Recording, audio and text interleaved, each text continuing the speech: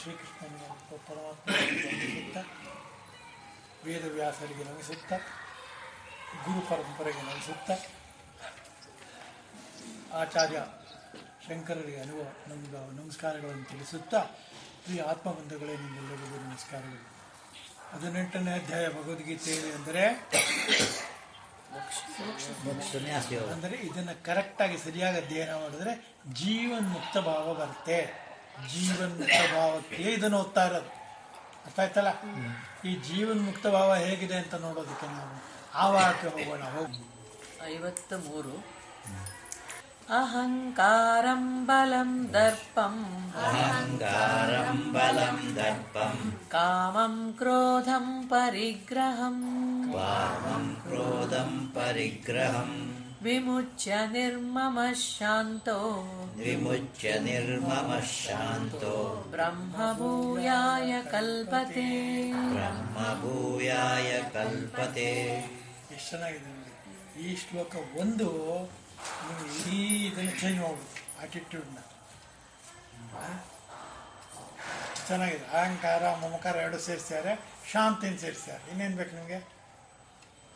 ಏನು ಹೇಳ್ತಾರೆ ನೋಡಿ. ಮತ್ತು ಅಹಂಕಾರವನ್ನು ದೇಹ, ಇಂದ್ರಿಯ ಮುಂತಾದವುಗಳಲ್ಲಿ ನಾನೆಂದು ಅಭಿಮಾನವನ್ನು ಮಾಡುವುದೇ ಅಹಂಕಾರವು. ಅರ್ಥ ಆಯ್ತಾ? ಈ ಸ್ಫುಟವಾಗಿ ಬರ್ದಿಯಾರಪ್ಪ, ಬೇರೆ ಪ್ರವಚನನೇ ಬೇಡ ನಿಮಗೆ. ಅಹಂಕಾರ ಬಲಂ ದರ್ಪಂ. ನೆಕ್ಸ್ಟ್ ಬಲವನ್ನು, ಕಾಮರಾಗಾದಿಗಳನ್ನೊಡಗೂಡಿದ ಸಾಮರ್ಥ್ಯವನ್ನು. ಆ ಸಾಮರ್ಥ್ಯ ಇದೆಯಲ್ಲ, ಅದು ನಂದು ಅಂತ ಅನ್ಕೊಂಡ್ಬಿಡ್ತೀನಿ ನಾನು. ಭಗವಂತನ ಕೃಪೆಯಿಂದ ಆದದ್ದು. ಭಗವಂತನ ಕೃಪೆ ಇಲ್ಲದ ಜಗತ್ತಲ್ಲಿ ಏನು ಒಂದು ಹುಲ್ಲು ಕೂಡ ಆ ಕಡೆಯಿಂದ ಈ ಕಡೆ ನಾಕ ಹೋಗೋದಿಲ್ಲ ಅನ್ನೋ ಜ್ಞಾನ ಬರೋ ತನಕ ಇದರೊಳಗೇ ಇರ್ತಾನೆ. ಯಾಕೆ? ಮನುಷ್ಯ ಬೇಸಿಕಲಿ ಅಹಂಕಾರಿ. ಏನು ಹೇಳಿ? ಅಹಂಕಾರಿ ಮನುಷ್ಯ ಬೇಸಿಕಲಿ ಅಹಂಕಾರಿ. ಮನುಷ್ಯ ಅಂದಮೇಲೆ ಎಲ್ಲರೂ ಅಂತಲ್ಲ ಅರ್ಥ. ಎಲ್ಲರೂ ಆಗಿರ್ತಾರಲ್ವ, ನಮ್ಗೆ ಗೊತ್ತಿಲ್ಲ. ನಾವು ಅಹಂಕಾರಿ ಹೌದೋ ಅಲ್ವೋ ನಾವು ಚೆಕ್ ಮಾಡ್ಕೋಬೋದು ಅಲ್ವ ಮಣಿ? ನಾವು ಹೌದಾ ಅಲ್ವೋ ನೋಡ್ಕೋಬೋದು. ಹಾಗೆ ಅಹಂಕಾರ ಬಲಂ ದರ್ಪಂ. ಬಲಂ ಆದ್ಮೇಲೆ ದರ್ಪಂ. ಕಾಮರಾಗಾದಿಗಳಿಂದ ಕೂಡಿದ ಸಾಮರ್ಥ್ಯವನ್ನು ಶರೀರವೇ ಮುಂತಾದದ್ದರ ಸಾಮರ್ಥ್ಯವಲ್ಲ. ತಿಳ್ಕೊಳ್ಳಿ. ಅರ್ಥ ಇದು ಕರೆಕ್ಟಾಗಿ 10 ಸತಿ 20 ಸತಿ 100 ಸತಿ 1000 ಸತಿ ಓದ್ಕೋಬೇಕು. ಏಕೆಂದರೆ ಅದು ಸ್ವಾಭಾವಿಕವಾಗಿರುವುದರಿಂದ ಅದನ್ನು ಬಿಡುವುದು ಆಗಲಾರದು. ನೋಡಿದೆ? ಆಗಲಾರದು ಅಂತೆ. ಆಗಲಾರದು ಅರ್ಥ ಮಾಡ್ಕೋಬೋದಲ್ವಾ? ಅರಿಷಡ್ ವರ್ಗಗಳು. ಅರಿಯಿಂದ ತಿಳಿ ಅಂತ, ಅರಿಯಿಂದ ಶತ್ರು ಅಂತ ಎರಡೂ ಇದೆ. ಶತ್ರು ಆದ್ಮೇಲೆ ಅವನ ಜೊತೆ ಯಾವಾಗಲೂ ಹೋರಾಡ್ತಾನೆ ಇರ್ಬೇಕು. ಹೌದಾ? ಸೋಲ್ಲಿ ಗೆಲ್ಲಿ ಅವನ ಜೊತೆ ಹೋರಾಟ ನಿಲ್ಲೋದೆ. ಆದರೆ ಅವನನ್ನು ಅರ್ಥ ಮಾಡ್ಕೊಂಡು ಫೈಟ್ ಮಾಡೋದು. ಹೌದಾ? ಯಾವಾಗ ಬೇಕೋ ಎಷ್ಟು ಬೇಕೋ ಅಷ್ಟೇ. ಅದನ್ನ ಇವತ್ತು ಹೇಳ್ತೀನಿ ಕ್ಲಿಯರ್ ಆಗಿ. ದರ್ಪವನ್ನು, ದರ್ಪ ಎಂದರೆ ಹರ್ಷ ಉಂಟಾದ ಮೇಲೆ ಧರ್ಮವನ್ನು ಮೀರುವುದಕ್ಕೆ ಕಾರಣವಾದ ಸೊಕ್ಕು. ನಮ್ಗೆ ಅರ್ಥ ಆಗೋದು ಸೊಕ್ಕು ಒಂದೇ. ಸೊಕ್ಕು ಅರ್ಥ ಆಗ್ತಾ ಮಿಕ್ಕಿದ ಅರ್ಥ ಅಲ್ವಾ? ಕಮಲಾಸನ್ ಹೇಳೋದಲ್ಲ, ಈಗ ಸೊಕ್ಕಿಂದಲೇ ಅದು ಹೇಳಿರೋದು. ಏನು ಹೇಳ್ಬಿಟ್ಟ ಅವನಿಗೆ ತಿಳುವಳಿಕೆ ಇದೆಯಾ? ಆರೇ ತಿಳುವಳಿಕೆ ಪೂರ್ತಿ ಇಲ್ಲ. ಅವನಿಗೆ ಹೆಸರು ಅವನು ಕಮಲಾಸನ್ ಅಂದ್ರೆ ಏನೂ ಇಲ್ಲ. ಯಾವುದೋ ಒಂದೊಳಗೆ ಏನು ಅಂದ್ರೆ ಅವ್ನಿಗೇನು ಬರೋದೇ ಇಲ್ಲ. ಆ ಥರ ಇರ್ತಾನೆ. ನೀವು ಸಚಿನ್ ತೆಂಡೂಲ್ಕರ್ ತಗೊಳ್ಳಿ, ಅಥವಾ ವಿರಾಟ್ ಕೊಹ್ಲಿ ತಗೊಳ್ಳಿ, ರೋಹಿತ್ ಶರ್ಮಾ ತಗೊಳ್ಳಿ, ಎಲ್ಲ ಕ್ಷೇತ್ರಗಳಲ್ಲೂ ಇರೋ ಪ್ರಬುದ್ಧವಾದವರು ಆ ಥರ ಇರ್ತಾರೆ. ಪಾವಗಡ ಅವರು ಒಂದು ದಿವಸ ಯಾರೋ ಮನೇಲಿ ಇರೋ ಮಗನ ಪುಸ್ತಕ ನೀವು ಹೇಳಿದೆ ಅಂತ ಕಾಣುತ್ತಿದ್ದನ್ನು ತೆಗೆದು ನೋಡ್ತಾರೆ. 1 ಪೇಜ್ 2 ಪೇಜ್ ಏನು ಅರ್ಥ ಆಗಿಲ್ಲ. ಫಿಸಿಕ್ಸು ಅದು ಇದು ಬರೋ ಪ್ರವಚನ. ಇಂಜಿನಿಯರಿಂಗ್ ಬುಕ್ ಯಾವುದೋ ಅವ್ನಿಗೆ ಏನು ಮಾಡಿದ್ರೆ ಅರ್ಥವಾಗಲ್ಲ. ಯಾಕೆ ಅರ್ಥವಾಗಲ್ಲ ಅಂದರೆ ಅವ್ರ ಸಬ್ಜೆಕ್ಟ್ ಅದಲ್ಲ. ರಾಮಾಯಣ ಕ್ಲಿಯರಾಗಿ ಅರ್ಥ ಆಗಿದೆ ಅವ್ರಿಗೆ ಅಲ್ವಾ? ಆಮೇಲೆ ಅವ್ರಿಗೆ ಅರ್ಥ ಆಯ್ತು ಅಂತ. ಓಹೋ, ಯಾವುದಾದ್ರೂ ಒಂದು ವಿಷಯ ಗೊತ್ತಿದೆ ಅಂದರೆ ಮಿಕ್ಕ ವಿಷಯ ಗೊತ್ತಿಲ್ಲ ಅನ್ನೋದು ಮೊದಲು ತಿಳ್ಕೋಬೇಕು. ಹೌದಾ? ಎಷ್ಟು ಚೆನ್ನಾಗಿದೆ ನೋಡಿ ಈ ತತ್ವ. ಇದು ಬಹಳ ಮುಖ್ಯ. ನನಗೆಲ್ಲ ಗೊತ್ತಿದೆ ಅಂತ ನಾನು ತಿಳ್ಕೊಳ್ಳೋದೇ ದೊಡ್ಡ ದುರಹಂಕಾರ. ಅದಕ್ಕಿಂತ ಅಜ್ಞಾನ ಇನ್ನೊಂದು ಇಲ್ಲಪ್ಪ. ಹೌದಾ? ಹೇಳಿ. DVG ಅವರು ಅದನ್ನು ಹೇಳ್ತಾರೆ. ನಾನು ಅನ್ನೋದು ನಿಂತಿರೋದು ಅದ್ರ ಮೇಲೆ, ಅದನ್ನೇನೋ ನಾವು ಅರ್ಥ ಮಾಡ್ಕೊಂಡ್ಬಿಟ್ರೆ ಜ್ಞಾನ ಬಂದ್ಬಿಡುತ್ತೆ ಅಂತ ಹೇಳ್ತಾರೆ ನೋಡಿ. ಹರ್ಷ ಉಂಟಾದ ಮೇಲೆ ಧರ್ಮವನ್ನು ಮೀರುವುದಕ್ಕೆ ಕಾರಣವಾದ ಸೊಕ್ಕು.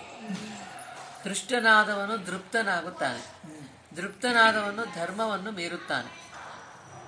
ನಾನು ಮಾಡಿದ್ದೆ ಸರಿ ಅಂತ ಅನ್ಸ್ಬಿಡುತ್ತೆ ಅವ್ನಿಗೆ. ಯಾಕೆಂದ್ರೆ ನಾವು ಮಾಡಿದೆಲ್ಲ ಎಲ್ಲರೂ ಒಪ್ಕೋತಾ ಇದ್ದಾರಲ್ಲ.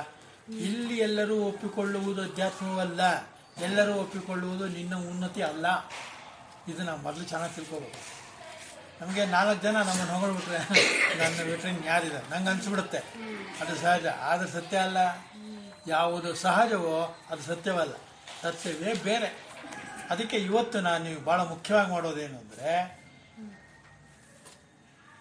ಮೋಕ್ಷಕ್ಕೆ ಇರುವ ಹಿಂದಿನ ಅಪವರ್ಗಕ್ಕೆ ಅಪವರ್ಗ ಅಂತ ಹೇಳಿದಲ್ಲ, ಮೋಕ್ಷದ ನ್ಯಾಸ ಯೋಗ ತಾನೇ ಇದು ಅಧ್ಯಾಯ. ಅದರಿಂದ ಮೋಕ್ಷ ಮತ್ತು ಬ್ರಹ್ಮ ಇದೆರಡೂ ಹೋಲಿಸಿ ಮಾತಾಡ್ತೀವಿ. ಅಂದರೆ ಇಲ್ಲಿ 3 ಅಲ್ಲಿ 3 ಹೇಗೆ ಲಕ್ಷಣಗಳಿಂದ ನಾವು ಅಧ್ಯಾತ್ಮವನ್ನು ತಿಳ್ಕೋಬೇಕು. ತಿಳ್ಕೊಂಡು ಆ ಕ್ಷಣಕ್ಕೆ ನಮ್ಗೆ ಅಹಂಕಾರ ಬರೋಕ್ಕಾದಿಲ್ಲ, ಧರ್ಮವನ್ನು ಮೀರಬೇಕಾದದ್ದಿಲ್ಲ. ಹೌದಾ? ಅದರಿಂದ ಮೋಕ್ಷಕ್ಕೇನಿದೆ? ಧರ್ಮ, ಅರ್ಥ, ಕಾಮ 3 ಇದೆ. ಹೌದಾ? ಬ್ರಹ್ಮಕ್ಕೇನಿದೆ? ಸತ್ಯ, ಜ್ಞಾನ, ಅನಂತ 3 ಇದೆ ಅಲ್ವಾ? ಬ್ರಹ್ಮ ಅನ್ನೋದು ಫಲಿತಾಂಶ, ಮೋಕ್ಷ ಅನ್ನೋದು ಫಲಿತಾಂಶ. ಮೋಕ್ಷ ಅನ್ನೋದು ಅಪವರ್ಗ, ಬ್ರಹ್ಮ ಅನ್ನೋದು ಕೂಡ ಅಪವರ್ಗ. ಅಂದ್ರೇನು? ಈ ವರ್ಗಕ್ಕೆ ಸೇರಿದ್ದಲ್ಲ, ಇಂದ್ರಿಯಗಳಿಂದ ಅರಿಯುವಂಥವುದಲ್ಲ ಅಂತ ಅರ್ಥ. ಅರ್ಥ ಆಯ್ತಾ ನಿಮಗೆ?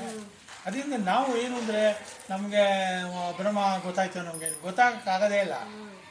ಅದನ್ನ ನೀವು ಜ್ಞಾನದಿಂದ ತಿಳಿಯಬಹುದು, ಆದರೆ ಬೇರೆ ಪದಾರ್ಥ ಇಂಥದ್ದನ್ನು ನೋಡಲಾಗುವುದಿಲ್ಲ, ಕೇಳಲಾಗುವುದಿಲ್ಲ, ಮುಟ್ಟಲಾಗುವುದಿಲ್ಲ, ಮೂಸಲಾಗುವುದಿಲ್ಲ. ಹೌದಾ? ಅದರಿಂದ ಧರ್ಮ, ಅರ್ಥ, ಕಾಮ ಈ 3 ಈ 3ರಂತೆ ಧರ್ಮದಿಂದ ಇದ್ದರೆ ಅರ್ಥವು ಇದು, ಕಾಮವು ಇದ್ದರೆ ನಮಗೆ ಮೋಕ್ಷವು ತನ್ನಷ್ಟಿಗೆ ತಾನೇ ಲಭಿಸುತ್ತದೆ. ಬ್ರಹ್ಮ ಅನ್ನೋದು ಹಾಗೆ ತನ್ನಷ್ಟಿಗೆ ತಾನು ಪರಮಾತ್ಮನ ಕೃಪೆಯಿಂದ ನಮಗೆ ಲಭಿಸಬಹುದು ಅಷ್ಟೇ ಹೊರತು ನಮ್ಮ ಯಾವುದೇ ಪ್ರಯತ್ನದಿಂದ ಸತ್ಯ, ಜ್ಞಾನ, ಅನಂತ ಅರ್ಥ ಆಗಲ್ಲ. ಅನಂತವಾದದ್ದು ಏನಾದ್ರು ಇದೆಯೋ ಜಗತ್ತಲ್ಲಿ? ಇಲ್ಲ ಅಲ್ವಾ? ಸತ್ಯವಾದದ್ದು ಇಲ್ಲ, ಜ್ಞಾನವಾದದ್ದು ಇಲ್ಲ. ಕೇವಲ ಜ್ಞಾನದಿಂದ, ಕೇವಲ ಸತ್ಯದಿಂದ, ಕೇವಲ ಅನಂತತೆಯಿಂದ ತಿಳಿದುಕೊಳ್ಳುವುದು ಬ್ರಹ್ಮವಾಗಿರುವುದರಿಂದ ತಿಳಿದುಕೊಳ್ಳುವುದಕ್ಕಷ್ಟೇ ಅದು ಲಾಯಕ್ಕಾಗಿದೆ, ಅರ್ಥವತ್ತಾಗಿದೆ. ಅದು ನಿಜವಾಗಲೂ ಮೂಲಭೂತವಾಗಿದೆ. ಊರ್ಧ್ವ ಮೂಲ ಅಂದರೆ ಬ್ರಹ್ಮ ಅಲ್ವಾ? ಮೋಕ್ಷ ಅಲ್ಲ. ಮೋಕ್ಷ ಅನ್ನೋದು ಅಪವರ್ಗ, ತೆಳಗಡೆದು. ಇದ್ರ ಮೇಲಿಂದು ಬ್ರಹ್ಮ. ಮೊದಲು ನಮಗೆ ಅಪವರ್ಗ ಅರ್ಥ ಆದರೆ ಮೋಕ್ಷವನ್ನು ನೀವು ತ್ಯಾಗ ಮಾಡಿದ ಮೇಲೆ ನಿಮ್ಗೆ ಅರ್ಥವಾಗೋದು ಬ್ರಹ್ಮ. ಅರ್ಥ ಆಯ್ತಾ? ಇದನ್ನ ನೀವು ಗಮನ ಇಟ್ಟು ಕೇಳಬೇಕು, ಮತ್ತೆ ಮತ್ತೆ ಮತ್ತೆ ಮನನ ಮಾಡಬೇಕು. ಹೇಳಿ, ಮುಂದೆ ಕೇಳಿ, ಏನಿದೆ? ತೃಪ್ತನಾದವನು ಧರ್ಮವನ್ನು ಮೀರುತ್ತಾನೆ ಎಂಬ ಸ್ಮೃತಿಯೇ ಇದಕ್ಕೆ ಪ್ರಮಾಣ. ಅದನ್ನು ಕಾಮವನ್ನು, ಕಾಮ ಅಂದರೆ ಇಚ್ಛೆಯನ್ನು, ಕ್ರೋಧವನ್ನು, ಹಗೆತನವನ್ನು, ಪರಿಗ್ರಹವನ್ನು, ಇಂದ್ರಿಯಗಳಲ್ಲೂ ಮನಸ್ಸಿನಲ್ಲಿಯೂ ಇರುವ ದೋಷಗಳನ್ನು ಕೈಬಿಟ್ಟರೂ ಶರೀರಧಾರಣೆಯ ಕಾರಣದಿಂದಲೋ ಧರ್ಮವನ್ನು ಮಾಡುವ ನಿಮಿತ್ತದಿಂದಲೋ ಹೊರಗಿನ ವಸ್ತುವನ್ನು ಇಟ್ಟುಕೊಳ್ಳಬೇಕಾಗುತ್ತದೆ. ಕಾಮ, ಕ್ರೋಧ, ಪರಿಗ್ರಹ ಅಂದರೆ ರಿಸೀವ್ ಮಾಡೋದು. ಯಾರನ್ನು ಎಂದೂ ಏನೂ ಬೇಡಬಾರದು, ಅದು ಮೂಲಭೂತ ಅರ್ಥ. ಪರಿಗ್ರಹ ಅಂದರೆ ಗ್ರಹಿಸುವುದು. ಪರಿಗ್ರಹ ಯಾರು ಏನು ಕೊಟ್ಟು ಕೈ ಚಾಚೋದು. ನಂಗೆ ಕೊಡಿ, ನಂಗೆ ಸ್ವಲ್ಪ ಕೊಟ್ಬಿಡ್ರಿ. ನಾವು ತಿರುಪ್ತಿಗೆ ಹೋಗಿದ್ದಾಗ ನನ್ನ ಫ್ರೆಂಡ್ ಒಬ್ಬಳ ಪ್ರಸಾದನ ಸ್ವಲ್ಪ ಕೊಡಿ, ಇನ್ನು ಬಾರೆ ಅವನು ಬುದ್ಧಿನ ಪ್ರಸಾದ ಇದರೊಳಗೆ ಹೋಟ್ಲಿಗೆ ಹಾಕಿ ಹೋಗಿ ಎಲ್ಲಿ ತಿನ್ಬೋಣ ಅಂತ ಅವನು ಪ್ರಸಾದ ಇಷ್ಟು ಕೊಟ್ಟು ಪ್ರಸಾದನ ಕೊಡೋದೇ ಕಡಿಮೆ. ಅಂದರೆ ಮನುಷ್ಯನ ಬುದ್ಧಿ ಹಾಗೆ ಉಳಿಯುತ್ತೆ. ಏನು ಮಾಡೋದು? ಒಂದು ಬಾಳೆಹಣ್ಣು ಕೊಟ್ಟರೆ ಈ ಅಂಗಲಾಚೋದಿದೆಯಲ್ಲ, ಇದಕ್ಕಿಂತ ಹೀನಾಯ ಸ್ಥಿತಿ ಮನುಷ್ಯಂಗೆ ಇನ್ಯಾವುದೂ ಇಲ್ಲ. ಏನಂತೀರಿ? ಏನು ಎಂದಿಗೂ ಅಂಗಲಾಚಬಾರದು. ಎಷ್ಟೋ ಸತಿ ನೋಡಿರ್ತಾರೆ ಅದನ್ನ, ವಸ್ತುನ. ಬಾಳೆಹಣ್ಣು ನೋಡಿರಲ್ವಾ, ಅದೇನೋ ಕೇಳ್ತಾರೆ. ಅದೊಂದೇ ಅಲ್ಲ, ಬಡಿಸ್ತಾ ಇದ್ರೆ ಇನ್ನೊಂದು ಹಾಡು ಹಾಕ್ರೆ ಊಟ ಕೂತಿರುವಲ್ಲ ಅದು ಮಜ್ಜಿಗೆ ಹೋಳಿಲ್ಲ ಸ್ವಲ್ಪ ಹಾಕ್ಬಿಡ್ರಿ. ಇದೆಲ್ಲ ತುಂಬ ನೋಡಿ ನೋಡಿ ನೋಡಿ ಸಾಕಾಗಿ ಬಿಟ್ಬಿಟ್ಟೆ ನಾನು. ಮೊದಲನ ಎಷ್ಟೇ ಇಷ್ಟ ಆದರೂ ಇನ್ನೊಂದು ಸತಿ ಅವನ್ನ ತಗೊಂಬರ ಹಾಗೆ ಮಾಡೋದು. ಯಾಕಂದರೆ ಬೇರೆ 2ನೇ ಪಂಕ್ತಿಯಲ್ಲಿ ಇದೆಯೋ ಇಲ್ವೋ, ಅದೆಲ್ಲ ಜ್ಞಾನ ಇಲ್ಲದೆ ಇದ್ರೂ ಪರವಾಗಿಲ್ಲ. ನನಗೆ ಸಾಕು ಅದನ್ನ ತೆಗಿಬೇಕು, ಸಾಕು ಅಂದ್ಕೊಂಡು ನೀನು ಫಂಕ್ಷನ್ಗೆ ಹೋಗ್ಬಾರ್ದು. ನೀನು ಇದ್ರೆ ಅಲ್ಲ ಒಬ್ಬ ನಿಮಿಷ ಅನ್ನೋ ಥರ ಬೇರೆಯವ್ರಿಗೆ ಆಗೋ ತೊಂದರೆಯನ್ನೇ ನೋಡಿ ನಾವು ಕಾಲಿಡಬಾರ್ದು ಹೊರತು ನಮ್ಮ ಅನುಕೂಲಕ್ಕೆ ಹೋಗಿ ತಪ್ಪದು. ಕಾಮ, ಕ್ರೋಧ, ಪರಿಗ್ರಹ 3. ಆಮೇಲೆ ವಿಮುಚ್ಚ, ಬಿಟ್ಟು. ವಿಮುಚ್ಚ ಅಂದರೆ ವಿಶೇಷವಾಗಿ ಮುಚ್ಚ, ಬಿಟ್ಟು ವಿಶೇಷವಾಗಿ ಬಿಡಬೇಕು ಅಂತ ಹೇಳ್ತಾ ಮತ್ತೆ ಅದನ್ನು ಹಂಬಲಿಸಲೇಬಾರದು. ಎಲ್ಲರೂ ಹೋಗ್ಬಿಟ್ಟಾರೆ, ನಾನು ಹೋಗಿದ್ರೆ ಫಂಕ್ಷನ್ಗೆ ಬಾಳೆ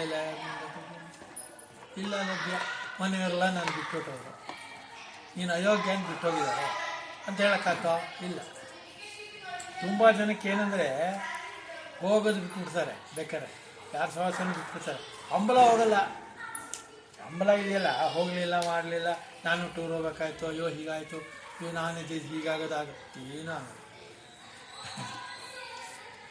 ಯಾಕಂದರೆ ಈಗ ನಮ್ಮ ಜೀವಿಯವರಿದ್ದರು, ಜಿ ವೆಂಕಟಸುಬ್ಬಯ್ಯ ಇದ್ದಲ್ಲ, ನನ್ನ ಜೊತೆ ನೀವೆಲ್ಲಪ್ಪ ನೋಡಿದ್ದೀರಲ್ಲ ಅವನ್ನೆಲ್ಲ, ನಮ್ಮ ಜೊತೆಲೆ ಕೂತಿರೋರು, ನನ್ನ ಜೊತೆಲೆ ಇದು ಮಾಡೋರು. ಆದರೆ ಅವರು ಏನು ಮಾತಾಡೋರು ಆ ಸಬ್ಜೆಕ್ಟ್ ಬಿಟ್ಟು ಬೇರೆ ಮಾತಾಡೋರು. ಯಾಕೆಂದರೆ ಅವ್ರು ಎಷ್ಟು ಅಷ್ಟಿತ್ತು, 90 ವರ್ಷ ಆದರೂ ಬರೋರು, ಯಾಕೆ ಬರ್ತೀರ ನೀವು ಅಂತ ನಾನು ಎಷ್ಟು ಪರ್ಸನಲಾಗಿ ಕೇಳಿದ್ದೀನಿ. ಏನು ಮಾಡಿದ್ರು ರಮೇಶ್, ಮನೇಲಿ ಬೇಜಾರು, ಕಾರಿ ಕರ್ಕೊಂಡು ಬಿಡ್ತಾರೆ, ಇಲ್ಲೇನೋ ಒಂದು ಹಣ್ಣು ಕೊಡ್ತಾರೆ, ತೊಗೊಂಡೋಗಿ ಮನೆಗೆ ಕೊಡ್ತೀನಿ, ಏನೂ ಇಲ್ಲಪ್ಪ ನಮಗೇನೂ ಇಲ್ಲ ಆ ಥರ ಅನ್ನೋರು. ನಾನು ಅವ್ರಿಗೆ ಪ್ರಶ್ನೆ ಕೇಳಿದ್ದೀನಿ, ಅವ್ರು ಹೇಳಿದ್ರು ಏನು ಮಾಡ್ತೀರಾ ಅಂತ. ಆಮೇಲೆ ಇದೇ ಗತಿ ನಮಗೂ ಬರುತ್ತೆ. ನಾನು ಕರೆಕ್ಟಾಗಿ ನಮಗೆಲ್ಲ ಅರ್ಥ ಆಗಲ್ವಲ್ಲಿ ಪ್ರವಚನನೇ ಬೇಡ ಅಂದ್ಬಿಟ್ಬಿಟ್ಟೆ. ಈಗಲೂ ಪ್ರವಚನಕ್ಕೆ ಅಲ್ಲಿ ಇಲ್ಲಿ ಕರಿತಾ ಇರ್ಬೇಕು, ಹೋಗೋದು. ಎಲ್ಲರೂ ನಮ್ಮನ್ನು ಮರೆಯುವ ಮನ್ನ ನಾವು ಮರೆತು ಬಿಡ್ಬೇಕು ಎಲ್ಲವನ್ನು ಅಂತ ಇರೋದು. ಏನಾಗತ್ತೆ ನೋಡೋಣ. ಆಮೇಲೆ ಧರ್ಮವನ್ನು ಮಾಡುವ ನಿಮಿತ್ತದಿಂದಲೋ ಶರೀರ ಧಾರಣೆ ಕಾರಣದಿಂದಲೋ ಹೊರಗಿನ ವಸ್ತುವನ್ನು ಇಟ್ಕೊಳ್ಬೇಕಾಗುತ್ತದೆ. ಅದನ್ನೂ ಬಿಟ್ಟು ಪರಿತ್ಯಾಗ ಮಾಡಿ ಪರಮಹಂಸ ಪರಿವ್ರಾಜಕನಾಗಿ ಎಂದು ಅರ್ಥ. ಆಶ್ರಮದಲ್ಲಿ ಒಬ್ಬರು ಸ್ವಾಮಿಗಳಿರ್ತಾರೆ. ಆ ಸ್ವಾಮಿಗಳಿಗೆ ಒಂದು ರೂಮ್ ಕೊಟ್ಟಿರ್ತಾರೆ. ರೂಮ್ ಇರ್ತಾರೆ, ರೂಮ್ ನೋಡ್ಕೋತಾರೆ, ಪ್ರವಚನ ಮಾಡ್ತಾರೆ. ಅದನ್ನು ಅವರಿಗೆ ಯಾರೋ ಒಬ್ಬರು ಒಂದು ಕಂಬಳಿ ಕೊಡ್ತಾರೆ, ತೊಗೊಳ್ಳಿ ಸರ್, ನನಗೆ ಬೇಡ ಅಂದರೂ ಕೇಳೋರು, ಕೊಟ್ಬಿಡ್ತಾರೆ. ಅವರ ಕಂಬಳಿ ತೊಗೊಂಡ್ಮೇಲೆ ರೂಮಲ್ಲಿ ಇಟ್ಬಿಟ್ಟು ಯಾರಾದ್ರು ಕದ್ಬಿಟ್ರೆ ಏನು ಮಾಡೋದು, ಇದಕ್ಕಿದಾಗ ಯೋಚನೆ ಶುರು ಹೋಗುತ್ತೆ. ಆವಾಗ ಆ ರೂಮ್ಗೆ ಬೀಗ ಹಾಕಿಕೊಂಡು ಬೀಗ ತೊಗೋತಾರೆ. ಆಮೇಲೆ 3-4 ಸಾವಿರ ಯೋಚನೆ ಮಾಡ್ತಾರೆ, ಈ ಕಂಬಳಿಯಿಂದ ನನಗೆ ಬೀಗ ತೊಗೊಳ್ಳೋದಾಯಿತು. ಆಮೇಲೆ ಪ್ರವಚನ ಕೂತಿರೋರು ರೂಮಲ್ಲಿ ಏನಾಗುತ್ತೆ, ಕಂಬಳಿ ಹಾಕ್ತಾರೆ. ಬೇಜಾರಾಗ್ಬಿಟ್ಟು ಅವ್ರು ಒಂದು ದಿವಸ ಆ ಕಂಬಳಿನ ತೆಗೆದು ಬೇರೆ ಹಬ್ಬಕ್ಕೆ ಕೊಟ್ಬಿಡ್ತಾರೆ. ಅವತ್ತಿಂದ ಭಾಳ ಚೆನ್ನಾಗಿ ನಿದ್ದೆ ಮಾಡ್ತಾರೆ, ಚಳಿ ಗಿಳಿ ಆಗಿ ತಡ್ಕೋತಾರೆ. ಏನು ಮಂಜು, ನೀವು ಸನ್ಯಾಸ ಆಗಬೇಕು ಅಂತಲ್ಲ, ನಿಮ್ಮಲ್ಲಿರೋ ಕಂಬಳಿನ ಉಪಯೋಗಿಸ್ಬಾರ್ದು ಅಂತಲ್ಲ. ಇದು ಉದಾಹರಣೆಗೆ ಈಗ ಆವಡುತ್ತೆ ಮನುಷ್ಯನಿಗೆ ಏನಾದ್ರು ಒಂದು ನೋಡ್ಬಿಟ್ರೆ, ನೀವು ಹೊಸದೊಂದು ಶರ್ಟ್ ತೊಗೊಳ್ಳಿ, ಪದೇ ಪದೇ ಯಾವ್ದು ಕೈ ಹಿಡ್ಕೋದು ಅದು ಅದೇ ಸಿಗುತ್ತೆ ಕೈ. ಹೌದಾ? ಹೂನ್ಯ. ಹಾಂ, ಅದು ಮೊದಲು ಹಾಕೊಂಡ್ಬಿಡೋದು ಫಸ್ಟ್. ಅದೇ ಹೊಸ ಶರ್ಟ್ ಹಾಕೊಂಡು ಹೋಗ್ತಾ ಇರೋದು. ಯಾಕಾಗನ್ಸುತ್ತೆ, ಹೊಸ್ದು ಎದ್ದಿಸ ಹೊಸ್ದು. ಅದೇ ರೀತಿ ಪ್ರತಿಯೊಂದು ಪದಾರ್ಥನೂ ಇರುತ್ತೆ. ಅದರಿಂದ ಕಾಮಂ ಕ್ರೋಧಂ ವಿಮುಚ್ಯ ಪರಿಗ್ರಹಂ ವಿಮುಚ್ಯ. ಆಮೇಲೆ ನೆಕ್ಸ್ಟು ಹೇಗಿದೆ ಅದು,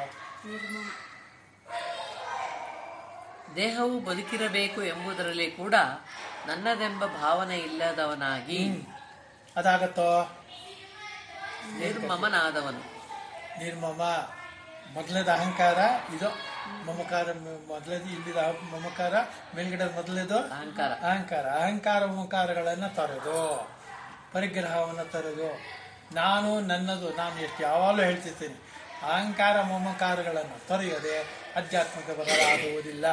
ಬಂದರು ಏನೇನು ಅರ್ಥವಾಗುತ್ತದೆ, ಏನಾಗಬೇಕು ಅದಾಗದೇ ಇಲ್ಲ. ಹೌದಾ? ಭೂಮಿಲ್ಲಂತೂ. ಅದರಿಂದ ಮೊದಲು ನಾನು ನನ್ನದನ್ನು ಬಿಡಬೇಕು. ನಾನು ಅನ್ನೋದು ಏನೂ ಇಲ್ಲ, ನನ್ನದು ಎಲ್ಲವೂ ನಾಶವಾಗದು, ಇಲ್ಲದೇ ಇರುವಂತಾಗುತ್ತದೆ ನೋಡಿ ಹೇಳ್ತಾರೆ. ಆದ್ದರಿಂದಲೇ ಶಾಂತನಾಗಿ ಉಪರತನಾಗಿ ಯಾವ ಹರ್ಷ ಆಯಾಸವೂ ಇಲ್ಲದ ಜ್ಞಾನನಿಷ್ಠನಾದ ಯತಿಯು ಬ್ರಹ್ಮಭೂಯಕ್ಕೆ, ಬ್ರಹ್ಮವೇ ತಾನಾಗುವುದಕ್ಕೆ ಸಮರ್ಥನಾಗುತ್ತಾನೆ. ನೀವು ಸಮರ್ಥರಾಗಬೇಕೋ ಬೇಡವೋ? ಏನು ಮಣಿ, ನೀವು ಬ್ರಹ್ಮಭೂಯಕ್ಕೆ ಸಮರ್ಥರಾಗಬೇಕೋ, ಬ್ರಹ್ಮಭಾವಕ್ಕೆ ಸಮರ್ಥರಾಗಬೇಕೋ ಬೇಡವಾ? ಅಂದಮೇಲೆ ಇದನ್ನೆಲ್ಲ ಬಿಡಬೇಕು. ಸತ್ಯಂ ಜ್ಞಾನಂ ಅನಂತಂ ಬ್ರಹ್ಮ. ಅನಂತಂ ಜ್ಞಾಪಕ ಇಟ್ಕೊಳ್ಳಿ, ಆಮೇಲೆ ಬ್ರಹ್ಮ ಅಲ್ವಾ? ಧರ್ಮ ಅರ್ಥ ಕಾಮ, ಈ ಮೂರನ್ನ ಅರ್ಥ ಮಾಡಿಕೊಂಡ್ರೆ ನೀವು ಮೋಕ್ಷ. ಸೊ ಮೋಕ್ಷವು ಆದ ಮೇಲೆ ನಮ್ಗೆ ಉಳಿದಿರೋದು ಒಂದು ಯಾವುದು? ಬ್ರಹ್ಮ ಒಂದೇ. ಅರ್ಥ ಮಾಡ್ಕೊಳ್ಳಿ. ಇದನ್ನು ಬೇರೆ ಯಾವುದೇ ಪ್ರವಚನದಲ್ಲೂ ಯಾರು ಇದನ್ನು ಒತ್ತಿ ಹೇಳಲ್ಲ. ನಾನು ಬೇಕಂತ ಹೇಳ್ತೀನಿ. ಯಾಕೆಂದರೆ ಬ್ರಹ್ಮ ಬೇಕಾ, ಮೋಕ್ಷನೂ ಮರ್ತ್ಬಿಡಿ. ಕರೆಕ್ಟಾ? ಮುಂದೆ ಕೇಳಿತ್ತು ಏನಿದೆ ಜ್ಞಾನನಿಷ್ಠೆಯ ಫಲ. ಹಾಂ, ನೆಕ್ಸ್ಟ್ ಏನು? ಜ್ಞಾನನಿಷ್ಠೆಯ ಫಲ. ಯಾವ ಜ್ಞಾನನಿಷ್ಠೆಯ ಫಲ? ಆತ್ಮಜ್ಞಾನ ನಿಷ್ಠೆಯ ಫಲ. ಏನು ಫಲ ಹೇಳ್ತಾರೆ ನೋಡಿ. ಬ್ರಹ್ಮಭೂತಃ ಪ್ರಸನ್ನಾತ್ಮಾ ಬ್ರಹ್ಮಭೂತ ಪ್ರಸನ್ನಾತ್ಮ ನ ಶೋಚತಿ ನ ಕಾಂಕ್ಷತಿ ನ ಶೋಚತಿ ನ ಕಾಂಕ್ಷತಿ ಸಮಃ ಸರ್ವೇಷು ಭೂತೇಷು ಸಮಃ ಸರ್ವೇಷು ಭೂತೇಷು ಮದ್ಭಕ್ತಿಂ ಲಭತೆ ಪರಾಂ. ಮದ್ಭಕ್ತಿಂ ಲಭತೆ ಪರಾಂ. ಬ್ರಹ್ಮವಾಗಿ ಪ್ರಸನ್ನಾತ್ಮನಾದವನು ಶೋಕಿಸುವುದಿಲ್ಲ, ಕಾಂಕ್ಷಿಸುವುದಿಲ್ಲ.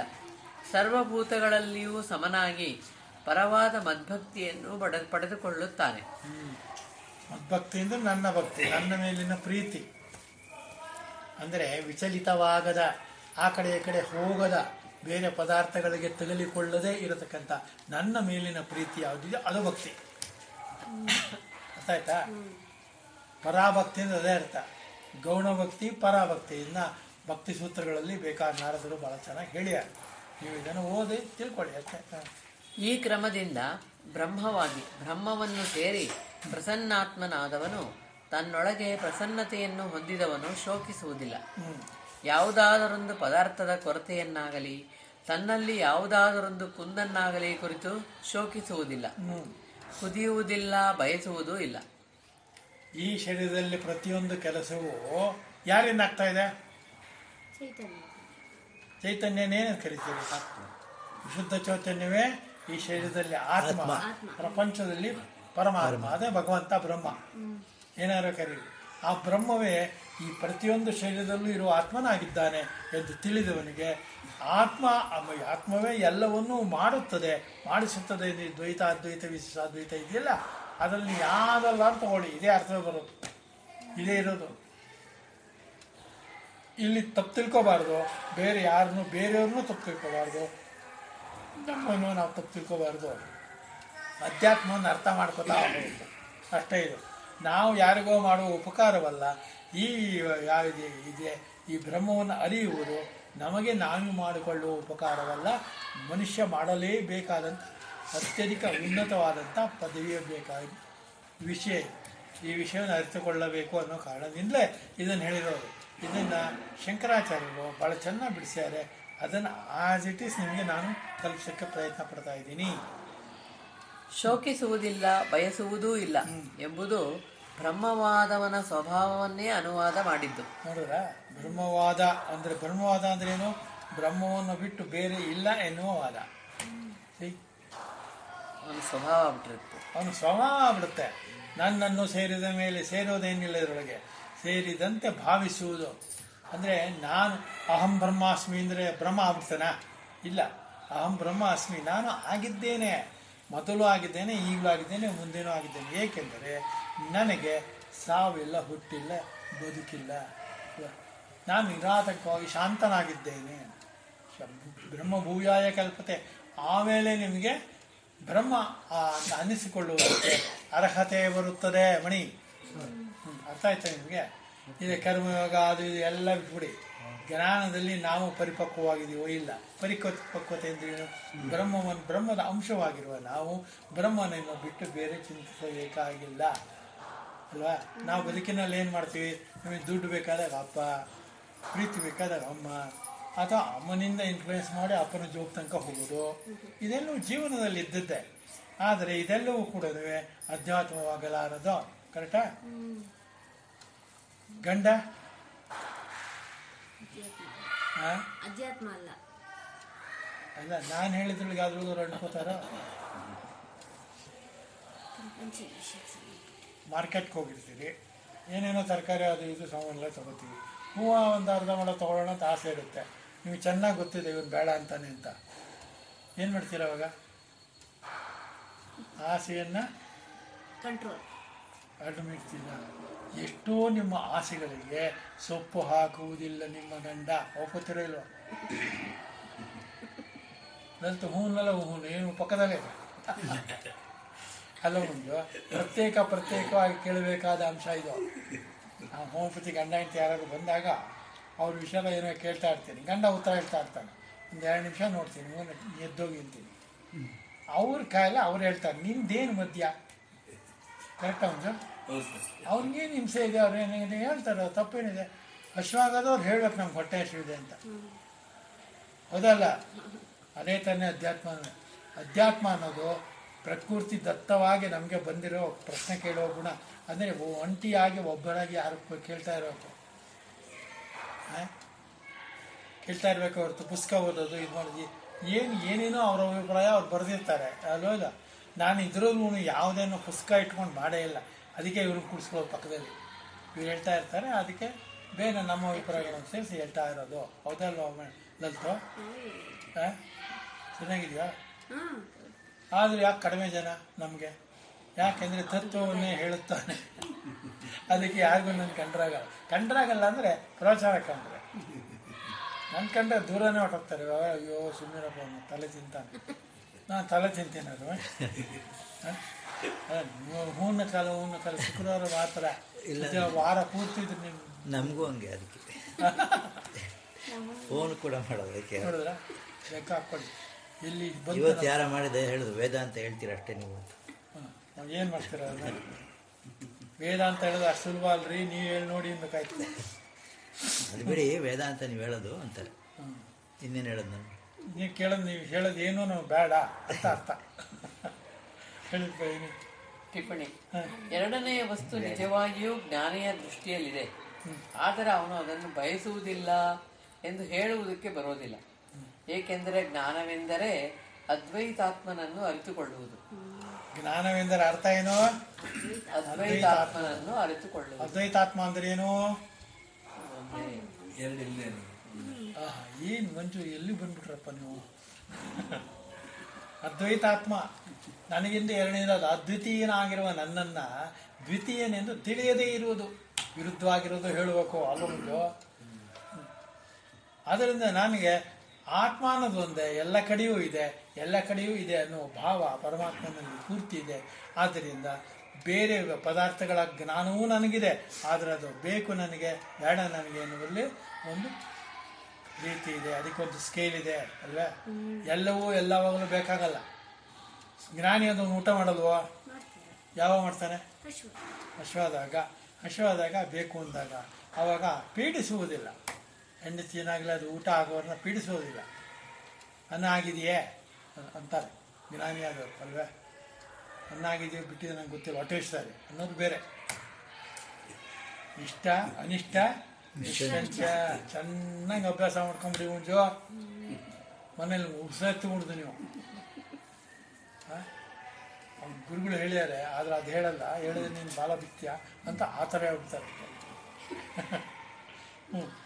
ಏಕೆಂದರೆ ಬ್ರಹ್ಮವನ್ನು ಅರಿತವನಿಗೆ ಪಡೆದುಕೊಳ್ಳದೇ ಇರುವ ವಸ್ತುವಿನ ಬಯಕೆ ಉಂಟಾಗುವುದು ಎಂಬುದೇ ಹೊಂದುವುದಿಲ್ಲ. ಪಡೆಯದೇ ಇರುವ ವಸ್ತುಗಳನ್ನ ಹೊಂದಬೇಕು ಅನ್ನೋದು ಇಚ್ಛೆ ಬರೋದಿಲ್ಲ ಅವನಿಗೆ ಅಂತ. ಯಾಕೆ ಅಂದರೆ ಅದು ಬೇಡ ಅಷ್ಟೇ. ಅಥವಾ ನಾ ಹೃಷ್ಯತಿ, ಹರ್ಷಗೊಳ್ಳೋದಿಲ್ಲ. ಅದಾದರೂ ಪಾಠ ಇರಬಹುದು. ಸರ್ವಭೂತಗಳಲ್ಲೂ ಸಮನಾಗಿ ತನ್ನಂತೆಯೇ ಎಲ್ಲ ಪ್ರಾಣಿಗಳಲ್ಲಿಯೂ ಸುಖವನ್ನಾಗಲಿ ದುಃಖವನ್ನಾಗಲಿ ಸಮವಾಗಿ ಕಾಣುವನು ಎಂದರ್ಥ. ಸಮನಾಗಿ ಕಾಣುವನು ಒಂದು ಅರ್ಥ ಏನು? ಯೋಗ ಬುದ್ಧಿ. ಸಮ ಅಂದ್ರೇನು? ಸಮತ್ವ ಅಂದ್ರೆ ಯೋಗ ಬುದ್ಧಿ ಇರುತ್ತೆ ಅವನಿಗೆ ಅದರಲ್ಲಿ ಅಂತ. ಅದರಿಂದ ಯಾವುದನ್ನ ಯಾರತನೋ ಇದೆ ಅಂತ ನಂಗೆ ಬೇಕು ಅಂತ ಅನ್ನೋದಾಗ್ಲಿ, ಹೋಗ್ಬಿಡ್ತಾನ ಇದು ಹೋಗ್ಬಿಡ್ತಲ್ಲ, ಯಾರಿಗೂ ಹೋಗ್ಬಿಡ್ತಲ್ಲ ಅಂತ ದುಃಖ ಆಗಲಿ ಅವನಿಗೆ ಇರೋದಿಲ್ಲ. ಯಾಕೆಂದ್ರೆ ಅದರ ಜ್ಞಾನ ಇದೆ, ಆದ್ದರಿಂದ ಅವನು ಹಾಗೆ ಹೇಳ್ತಾನೆ. ಅರ್ಥ ಆಯ್ತಾ? ಜ್ಞಾನದಿಂದ ಹೇಳುವುದು ಈ ಜಗತ್ ಬ್ರಹ್ಮನ ಅರ್ಥಂತೆ. ಅಜ್ಞಾನದಿಂದ ಹೇಳುವುದು ಅಜ್ಞಾನಿಗಳ ಮಾತು. ಅದೇ ಪ್ರವಚನ ಹೇಳ್ತಾರೆ ನೋಡಿ.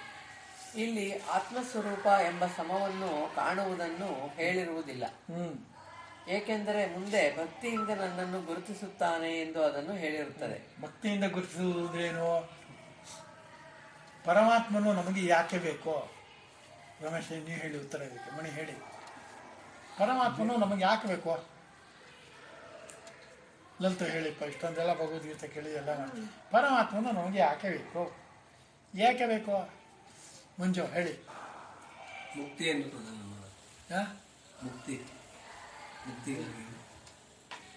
ಮುಕ್ತಿಯನ್ನ ಆಯ್ತು, ಮುಕ್ತಿ ನಿಮಗೆ ಕೊಟ್ಟಿದ್ದೀವಿ. ಏನು ಮುಕ್ತಿ ಅಂದ್ರೆ ಹಾಗಾದ್ರೆ?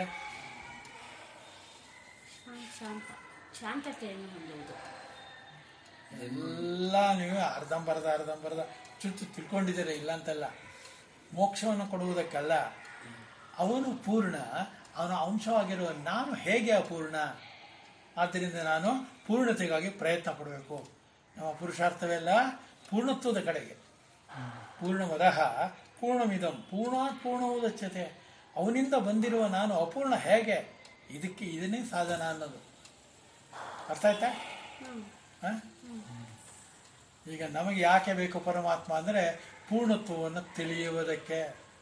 ನಾನು ಪೂರ್ಣ ಅಂದಾಗ ನನಗೆ ಯಾವುದೇ ಜನ್ಮ ಆಗಲಿ ಬದುಕಾಗಲಿ ಅಥವಾ ಸಾವಾಗಲಿ ಇರೋದೇ ಇಲ್ಲ. ಆಗ ಏನಾಗುತ್ತೆ? ಶಾಂತಃ ನಿರ್ಮಮಃ ಏನೂ ಇಲ್ಲ. ಅಹಂಕಾರಂ ಬಲಂ ದರ್ಪಂ ಶ್ಲೋಕ ಇದೆಯಲ್ಲ, ಅದು ಪೂರ್ತಿ ನಿಮ್ಮ ತಲೆಗೆ ಬಂದ್ಬಿಡುತ್ತೆ. ಯಾವುದೂ ಇರೋದಿಲ್ಲ. ಯಾಕೆ ಅಂದರೆ ಅದೆಲ್ಲವೂ ಈ ಲೋಕದಲ್ಲಿರತಕ್ಕಂಥ ಅರ್ಥಹೀನ ಮಾತುಗಳು. ಯಾಕೆ ಅಂದರೆ ಎಲ್ಲವೂ ನಾಶವಾಗುತ್ತದೆ ಅಲ್ವಾ ಮಣಿ? ಎಲ್ಲವೂ ನಾಶ ಆಗುತ್ತೆ. ಒಂದು ದಿವಸ ಇರುತ್ತೆ, ಒಂದು ದಿವಸ ಇರಲ್ಲ. ಸ್ವಲ್ಪ ನೋಡಿ, ನಿಮ್ಮ ತಂದೆ, ನಿಮ್ಮ ತಾತ, ನಿಮ್ಮ ಮಾವ, ನಿಮ್ಮ ಚಿಕ್ಕಪ್ಪ ಅವರೆಲ್ಲ ಹೇಗೆ ಹೋದರು? ಅರ್ಧಂಬರ್ಧವಾಗಿ ಹೋದ್ರು, ಹೌದಾ? ಅಥವಾ ಪೂರ್ಣ ಹೋಗಿರ್ಬೋದು, ನಮಗೆ ಗೊತ್ತಿಲ್ಲ. ಆದರೆ ನಾನು ಯಾವತ್ತೂ ಅಪೂರ್ಣ ಎಂದು ನಾವು ತಿಳಿದಿಲ್ಲ. ಪೂರ್ಣವಾಗಿದ್ದೇವೆ ಅಂತ ತಿಳ್ಕೊಂಡು ಸಾಯುವ ತನಕ ಇದರ ಸಾಧನೆಯನ್ನು ಮಾಡಬೇಕು. ಇಲ್ಲಿಯ ಪದಾರ್ಥಗಳ ಪ್ರಲೋಭನೆಗಾಗಿ, ಪದಾರ್ಥಗಳ ಸಂಪಾದನೆಗಾಗಿ ಜೀವನವನ್ನು ಸವಿಸಬಾರದು. ಕರೆಕ್ಟಾ? ಸವಿಸಿದ್ರೂ ಕೂಡ ನಿಮ್ಗೆ ಅದು ಗೊತ್ತಿರುತ್ತೆ, ಅದರಿಂದ ಏನು ಮಾಡಬೇಕಾದಿರೋದಿಲ್ಲ, ಹೌದಾ? ಎಲ್ಲವೂ ನನ್ನ ಹತ್ರ ಇದೆ, ಅದಾವುದು ನನ್ನದಲ್ಲ. ಸಬ್ ಕುछ ಮೇರಾ ಪಾಸ್ है, ಮೇರಾನೇ. ಅದು ಭಾವನೆ ಬರಬೇಕು. ಅರ್ಥ ಆಯ್ತಾ ಮಣಿ? ಹೌದು, ಆ ಥರ ಗಟ್ಟಿಯಾಗಿ ಹೇಳ್ಬೇಕು. ನನಗೆ ಅನುಮಾನನೇ ಇರ್ಕೊಡುದು. ಕರ್ಮ ಯಾಕೆ ಹೀಗೆ, ಭಕ್ತಿ ಯಾಕೆ ಹೀಗೆ ಇರುವುದೇ ಅದು ಹಾಗೆ. ನಮಗರ್ಥ ಆಗಿಲ್ಲ ಅಂತ ಅದು ಬೇರೆಗೆ ಮಾಡೋಕ್ಕರ್ಥ ಇಲ್ಲ. ಈಗ ಏನು ಹೇಳ್ತಾರೆ ನೋಡಿ. ಹೀಗಿರುವ ಜ್ಞಾನನಿಷ್ಠನು ಮದ್ಭಕ್ತಿಯನ್ನು, ಪರಮೇಶ್ವರನಾದ ನನ್ನಲ್ಲಿ ಭಕ್ತಿಯನ್ನು, ಭಜನವನ್ನು, ಪರವಾದ ಭಕ್ತಿಯನ್ನು, ಉತ್ತಮವಾದ ಜ್ಞಾನರೂಪವಾದ 4ನೇ ಭಕ್ತಿಯನ್ನು ಪಡೆಯುತ್ತಾನೆ. 4ನೇ ಭಕ್ತಿ ಅಂದ್ರೆ ಯಾವುದು? ಜ್ಞಾನಿ. 4 ಇದೆಯಲ್ಲ, ಯಾವ್ದು? ಅದಲ್ಲ ಅರ್ಥ ಜಿಜ್ಞಾಸು, ಜ್ಞಾನಾರ್ಥಿ, ಅರ್ಥಾರ್ಥಿ. ಜ್ಞಾನ ಇದೆಯಲ್ಲ, ಇದೇ ಇಲ್ವಾ? ಅರ್ಥಾರ್ಥಿ, ಜಿಜ್ಞಾಸು, ಅರ್ಥಿ, ಅರ್ಥಾರ್ಥಿ, ಜಿಜ್ಞಾಸು, ಜ್ಞಾನಿ. ಕೊನೆಯದು ಜ್ಞಾನಿ. ಅದು 4ನೇದು ಹೇಳ್ತಾ ಇರೋದು ಭಗವದ್ಗೀತೆ ಟಿಪ್ಪಣಿ. ನನ್ನನ್ನು 4 ವಿಧವಾದ ಭಕ್ತರು ಭಜಿಸುತ್ತಾರೆ ಎಂದಲ್ವೇ ಹಿಂದೆ ಹೇಳಿರುವುದು? ಅಲ್ವೇ? ಅಲ್ವ ಮಣಿ? ಅಲ್ಲ, ನಾನು ಹೇಳೋದಲ್ಲ, ಹೇಳಿಂದ ಹೇಳ್ಬಾರ್ದು. ಹೇಳಿದೆ ಭಗವದ್ಗೀತೆ ಇಲ್ವಾ? ಆರ್ತಾದಿಗಳು ಭಕ್ತರೇ, ಆದರೂ ಜ್ಞಾನಿಯೊಬ್ಬನೇ ಪರಮಾತ್ಮನ ಅನನ್ಯ ಭಕ್ತನು. ಅದರಿಂದ ಪರಮ ಭಕ್ತಿ ಅಂದ್ರೆ ಯಾವುದು? ಪರಮಾತ್ಮನೇ ನನಗೆ ಬೇಕು ಅನ್ನೋ ಹಠ ಇದೆಯಲ್ಲ, ಅದು ಪರಮ ಭಕ್ತಿ. ಭಕ್ತ ಕನಕದಾಸ ಆಗ್ಬೇಕು ನೀವು. ಅಯ್ಯೋ ಬೇಡವೇ ಬೇಡ ಬಿಡಿ ಸ್ವಾಮಿ. ಅವಾಗ ಯಾವ ನೋವು ಇರಲ್ಲ, ನೀವು ಅನ್ಕೋತೀರಷ್ಟೇ. ಅದಕ್ಕೆ ಹೋದಾಗಲೇ ಗೊತ್ತಾಗೋದು ಅಲ್ಲ. ಎಲ್ಲ ಇದ್ದವನು ಏನೂ ಇಲ್ಲ ಅಂತ ಕೊರಗ್ತಿರ್ತಾನೆ. ಏನೂ ಇಲ್ಲದೆ ಇರೋದು ಯಾವ್ದಕ್ಕೆ ಕೊರಗ್ತಾನೆ? ಕೊರಗು ಅನ್ನೋದು ಗೊತ್ತಿಲ್ಲ ಅವನಿಗೆ. ಆ ಥರ ಇರ್ತಾನೆ. ಅದೇ ಇರ್ತಾನೆ ಅಂದರೆ ಆ ಥರ ಜನಗಳನ್ನ ನೋಡಿಲ್ಲ ನಾವು. ನೋಡಿಲ್ಲ, ಕೇಳಿಲ್ಲ, ಮುಟ್ಟಿಲ್ಲ, ಮೂಸಿಲ್ಲ, ಏನೂ ಇಲ್ಲ. ಇಂದ್ರಿಯಗಳಿಗೆ ಲಭ್ಯವಾಗುವುದಲ್ಲ ಅದು. ಏನು ಹೇಳ್ತಾರೆ ನೋಡಿ ಮುಂದಕ್ಕೆ. ಭಕ್ತ್ಯಾ ಮಾಮಭಿಜಾನಾತಿ, ಯಾವಾನ್ಯಶ್ಚಾಸ್ಮಿ ತತ್ವತಃ, ತತೋ ಮಾಂ ತತ್ವತೋ ಜ್ಞಾತ್ವಾ ವಿಶತೆ ತದನಂತರಂ. ಎಷ್ಟು ಚೆನ್ನಾಗಿದೆ ಈ ಭಾಗಗಳೆಲ್ಲ. ಪದೇ ಪದೇ ಓದ್ತಾ ಇರ್ತೀರ ರಮೇಶ್?